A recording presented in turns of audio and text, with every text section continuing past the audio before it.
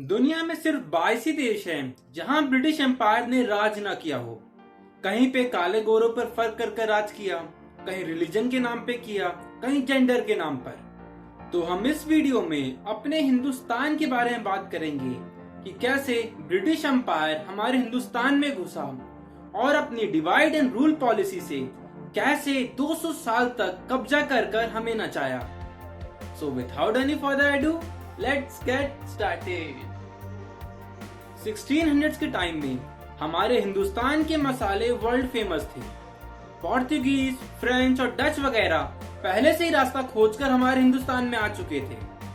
तो east India company अपनी queen से रॉयल चार्टर लेकर, मतलब परमिशन लेकर हिंदुस्तान आ जाती है कि हम जा रहे हैं और उधर ट्रेड करेंगे। तो जब ये हिंदुस्तान आती है तो ये कॉम्पिटिटर्स पहले से बैठे होते हैं। तो ईस्ट इंडिया कंपनी मुगल्स को इम्प्रेस करने के लिए जहांगीर के पास जाती है, बहुत महंगे महंगे तोहफे देती है उनको और दो चार तारीफ करके बोलती है कि ये जो भी बाहर से लोग आए हैं, फ्रेंच और डच वगैरह, इनसे कोई मतलब मत रखो, हम आपका रेवेन्यू वगैरह बढ़ाने बहुत मदद करेंगे। आप हमें परमिशन दो ताकि हम फैक्ट्री वगैरह सेट करें, हम बिजनेस करेंगे तो आपका ही फायदा होगा। तो 1611 में ईस्ट इंडिया कंपनी अपनी पहली फैक्ट्री सेट करती है बंगाल में, जो कि वो बेस्ट एरिया माना जाता था व्यापार करने के लिए। उधर अमीर से अमीर लोग रहते थे। इनका कोई भी मोटिव नहीं था कि इंडिया को कॉलोनाइज करें। थोड़े दिन बाद इनको पता चलता है कि इधर हर 20 किलोमीटर पे एक नया राज्य मिल जाता है। हर दिन बैटल्स होती हैं ताकि ये राज्य अपने एक्सपेंड कर सके। लेकिन अभी भी ईस्ट इंडिया कंपनी रूल करने के बारे में नहीं सोच रही है।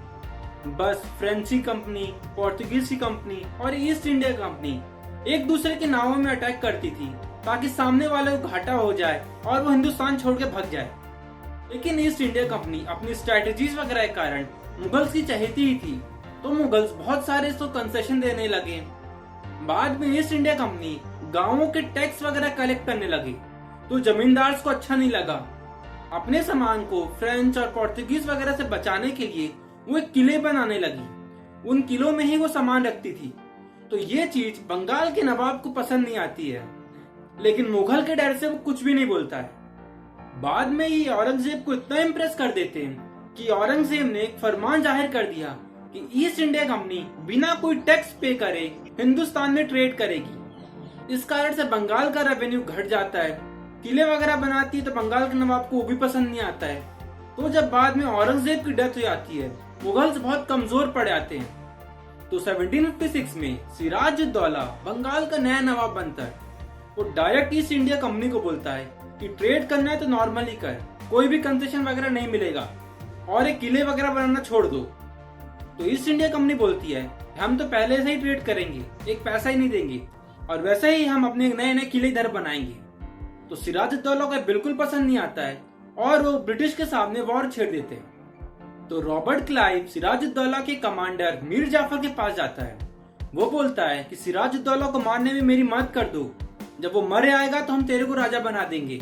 तो मीर जाफर लड़ाई के दौरान अपनी सेना को नहीं भेजता है, तो सिराजुद्दौला अकेले पड़ जाते हैं लड़ाई में और ब्रिटिशर्स उसको मार देते हैं। इस लड़ाई को बैटल ऑफ प्लासी 1757 बोला जाता है। तो 1757 के बाद ईस्ट इंडिया कंपनी बंगाल पे राज करने लगी और वो सोचती है कि अब हमारा बिजनेस एक्सपेंड होना चाहिए। तो वो कर्नाटका साइड जाती है जहाँ पे फ्रेंच लोगों का व्यापार बहुत ज्यादा था। तो 1766 में एंग्लो मैसूर वॉर हुआ। तो मैसूर वाले ये ईस्ट इंडिया कंपनी को पछाड़ने लगे। तो ईस्ट इंडिया कंपनी पीछे हट जाती है, बोलती है कि लड़ाई बंद करो, ना तो तुम हम पे अटैक करना ना हम तुम पे अटैक करेंगे, और पीछे हट के वापस बंगाल आती है। तो अब ईस्ट इंडिया कंपनी सोचती है कि चलो मराठा पे ट्राई किया जाए और 1775 में फर्स्ट एंग्लो मराठा वॉर हुआ। तो इस वॉर में ईस्ट इंडिया कंपनी मराठा से हारने लगी, तो फिर से पीछे हट जाती है, बोलती है कि 20 साल तक ना तो तुम हम पे अटैक करना ना हम तुम पे करेंगे। देखा करने चालाक थे ये लोग। तो फिर सोचते हैं कि चलो मैसूर पे वापस ट्राई किया जाए। तो फिर दोबारा अटैक करते हैं। तो फिर दूसरा एंग्लो मैसूर वॉर होता है। इसमें भी मैसूर वाले ईस्ट इंडिया कंपनी को पछाड़ देते हैं। फिर तीसरी बार अटैक करते हैं। तो इस बार ईस्ट इंडिया कंपनी को थोड़ी बहुत सफलता मिल जाती है। इनसे नेवर गिव अप की क्वालिटी सीख लो, हार नहीं मानते। जो मराठा और हैदराबाद के नवाब थे वो दोनों मैसूर वालों से चिढ़ते थे। तो ईस्ट इंडिया कंपनी इन दोनों के पास जाती है, बोलती है चलो हम तीनों मिलकर मैसूर पे हमला कर देते हैं, और जब ये हार जाएंगे तो हम थोड़ा राज हैदराबाद के नवाब को दे देंगे और थोड़ा मराठा को दे देंगे। तो तीनों मिलकर 1798 में लास्ट एंग्लो मैसूर वॉर होता है और वो टीपू सुल्तान को मारकर मैसूर पर कब्जा कर लेते हैं। ईस्ट इंडिया कंपनी ने सोचा कि मराठास को मार देंगे, पूरा हिंदुस्तान में ही कब्जा हो जाएगा। तो अब 1802 में मराठास को मारने का फिर से सोचा, मतलब जो जो पास से मदद किया है उनको भी मारना है। तो फाइनली अब 2 और वॉर्स के बाद मराठास को भी हार झेलनी पड़ी। तो अब ईस्ट इंडिया कंपनी अपने आप को बहुत ही ऊंचा कद समझकर वो दूसरों के धर्मों वगैरह में इंटरफेयर करने लगी। 50 तरीके की पॉलिसी के कारण इंडियंस को एक्सप्लॉइट किया जाता था। तो इसके कारण 1857 में भयंकर रिवॉल्ट हुआ, लेकिन लैक ऑफ यूनिटी के कारण हम लोग हार गए। तो फिर ईस्ट इंडिया कंपनी ने सोचा कि अब हम इनके धर्मों के बीच में इंटरफेयर नहीं करेंगे, इधर के लोग रिलीजन के नाम पे बहुत सेंसिटिव है, अब हम इनडायरेक्टली इन दोनों के बीच में लड़ाई करवाएंगे। उस टाइम में हिंदू मुस्लिम आपस में इतना नहीं चिढ़ते थे। तो फिर ब्रिटिशर्स पंडित को बुलाकर उनको पैसे देकर बोलते थे कि मुस्लिम के खिलाफ तुम लोगों को बताओ, और उधर से मौलवीज को बुलाते थे और उनको पैसे देकर बोलते थे कि तुम हिंदुओं के खिलाफ बातें फैलाओ। टेक्स्ट बुक को चेंज कर दिया गया, लोगों को बताया गया कि कैसे मुस्लिम सुल्तान हिंदुओं पर कितना कहर डालते थे। लोगों को वेस्टर्नाइज करने लगे, वेस्टर्न कल्चर के बारे में बताया, और जिनको इंग्लिश आने लग जाती थी तो अपने इंडियंस को ही बहुत नीचे समझते थे। जब इंडियन नेशनल कांग्रेस बनी तब उसमें कोई बड़ा मुस्लिम लीडर नहीं था और गवर्नमेंट में कोई भी मुस्लिम का रिप्रेजेंटेटिव नहीं था, तो मुस्लिम्स लोग अपने आप को थोड़ा पिछड़ा समझने लगे। 1900s के टाइम बंगाल में नेशनलिज्म तेजी से फैल रहा था, तो इन क्लैशेस का फायदा उठाने के लिए और जो नेशनलिज्म फैल रहा था उसको सप्रेस करने के लिए बंगाल को इन्होंने 2 हिस्सों में बांट दिया। वो हिंदूज के रीजन में जाकर बोलते थे कि मुस्लिम्स अलग लोग हैं, 2 कल्चर्स के लोग एक साथ नहीं रह सकते, और मुस्लिम साइड जाकर बोलते थे कि हिंदूज लोग तुम्हें दबा रहे हैं। अब 2 लोग आपस से मिल ही नहीं सकते तो नेशनलिज्म कैसे फैलेगा, और इनका ये ब्रह्मास्त्र बहुत ही सक्सेसफुल साबित भी होता है। इसी पार्टीशन के कारण ऑल इंडिया मुस्लिम लीग और हिंदू महासभा बनी। 1911 में वापस बंगाल एक हो गया, लेकिन तब तक बहुत देर हो चुकी थी।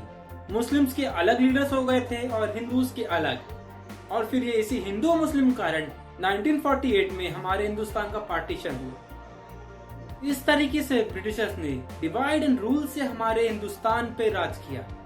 ऐसा बोला जाता है कि इनके आने से पहले हमारे वर्ल्ड इकोनॉमी में 23% का शेयर था और इनके जाने के बाद 4% हो गया। रिनाउंड इकोनॉमिस्ट उत्सव पटनायक कोलंबिया यूनिवर्सिटी में एक रिपोर्ट पब्लिश करी जिसमें बताया कि ब्रिटिशर्स ने आज के टाइम के हिसाब से $45 ट्रिलियन की वेल्थ हमारे देश से ब्रिटेन ले गई। वहीं अभी की हमारी जीडीपी $2.7 ट्रिलियन ही है, और ब्रिटेन वाले बोलते हैं कि हम लोग अनएजुकेटेड लोग हैं, पिछड़ा हुआ देश है। कम से कम हम लोगों ने इनकी तरह डाका मारकर अपने आप को संपन्न नहीं किया, जहां भी हैं अपने दम से ही खड़े हुए। तो ये थी आज की वीडियो दोस्तों, उम्मीद करता हूँ आपको वीडियो पसंद आई। अगर ये वीडियो पसंद आई तो वीडियो को लाइक करिए, शेयर करिए और चैनल को सब्सक्राइब। तो चलिए मिलते हैं नेक्स्ट वीडियो में, तब तक के लिए जय हिंद, जय भारत।